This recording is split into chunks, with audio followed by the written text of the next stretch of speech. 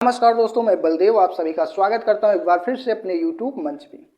उत्तर प्रदेश की राजनीति में इस समय चर्चाओं का विषय बहुत तेज हो चुका है कि 2027 का विधानसभा चुनाव आखिर समाजवादी पार्टी उत्तर प्रदेश में एक बड़ी और मुख्य विपक्षीय पार्टी होने के कारण से वो बहुत पहले से अपनी तैयारियां शुरू कर दी है।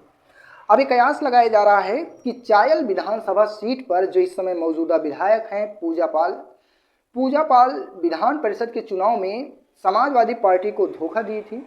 अब ये कयास लगाया जा रहा है कि समाजवादी पार्टी चायल विधानसभा सीट से कोई नया प्रत्याशी देगा और उस नए प्रत्याशी में महिलाओं की दावेदारी ज़्यादा है और उनमें से एक महिला है जिनकी चर्चाएं बहुत तेज हैं।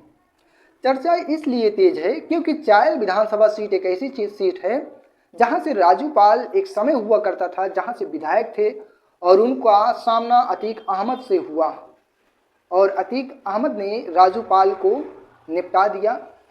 2022 के चुनाव में जब पूजा पाल राजू पाल के गुनहगार को यानी कि अतीक अहमद को भाजपा ने किस तरीके से क्या खेला हुआ है तो आप लोग पता ही आप लोगों को, तो उसके चलते पूजा पाल का रुख जो है बदल गया भाजपा की ओर।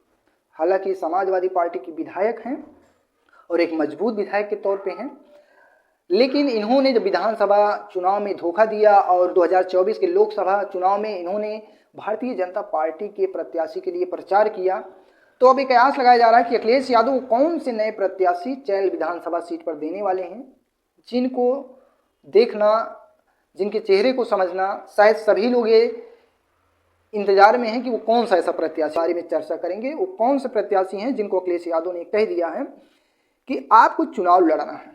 उनका नाम है आस्था सिंह पटेल। आस्था सिंह पटेल को यहाँ से चुनाव लड़ाया जाएगा। हालांकि पटेल वोटरों की संख्या है यहाँ पे अच्छी खासी तादाद में है, तो अब पूजा पाल का यहाँ से कहीं ना कहीं पत्ता साफ करने के लिए एक महिला के तौर पर आस्था सिंह पटेल अच्छी फाइट करती हुई 2027 का चुनाव लड़ने की पूरी तैयारी कर रही हैं। अखिलेश यादव की तरफ से इनको हरी झंडी मिल गई है और उस तैयारी में ये भी खासकर ध्यान रखना होगा कि यहाँ का जातीय समीकरण क्या है। जातीय समीकरण यहाँ पे जो अनुसूचित वंचित जाति हैं वो यहाँ पे 1,25,000 हैं। अब 1,25,000 जो अनुसूचित वंचित जातियाँ हैं वो 1,25,000 हैं और पटेल यहाँ पे 50,000 वोटर हैं, मुस्लिम यहाँ पे 55,000 वोटर हैं।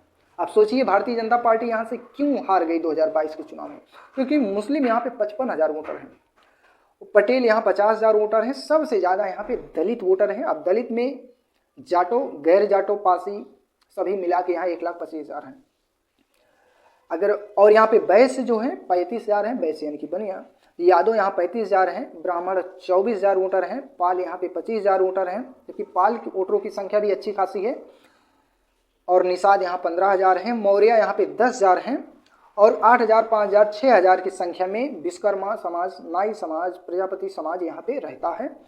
तो वो सब वोटरों को यहाँ पे नहीं दिखाते लोग, उनकी गिनती नहीं करते हैं, लेकिन ये हर विधानसभा सीट पर रहते हैं, पाल, प्रजापति, विश्वकर्मा, नाई, मौर्य।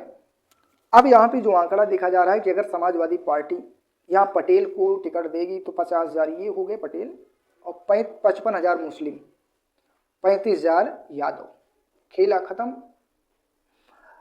यहाँ से पूजा पाल का खेला खत्म हो जाएगा। अगर कहीं भारतीय जनता पार्टी ने पूजा पाल को अपने कैंडिडेट के तौर पर यहाँ से उतार दिया 2027 के चुनाव में, तो पूजा पाल यहाँ टिक नहीं पाएंगे।